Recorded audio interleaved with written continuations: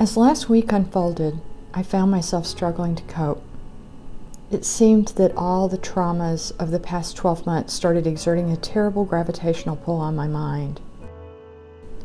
So many emotions flooded my mind, from sadness to confusion to fear.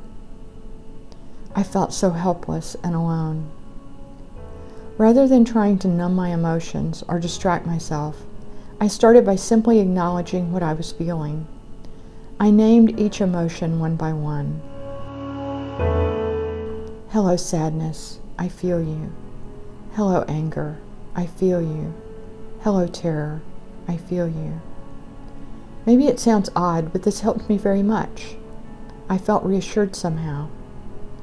Then I went out and fed the birds. My feathered neighbors were going about their day as if nothing had happened.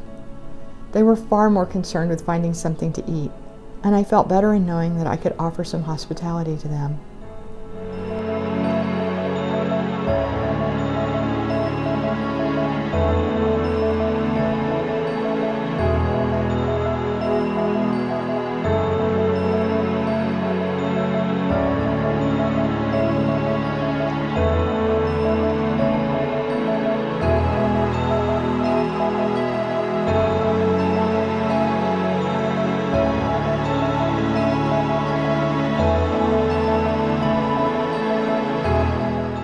Afterward, I sat down at my painting table and resumed work on a little practice piece I started in my sketchbook. I allowed myself to become immersed in the process of learning how to work in colored pencils. I tend to place a lot of pressure on myself when making art. I have lofty goals, and I want to be very skilled. Working in colored pencils feels very awkward to me, and this has been frustrating. But oddly, the challenge of doing something difficult drew me out of myself.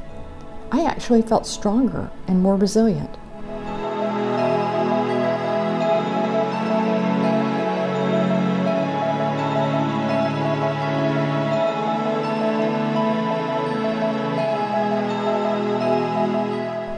Of course, there are many ways to cope during difficult times. These are a few things that helped me, and I hope that you found something comforting in this visit to the bird artist's cottage.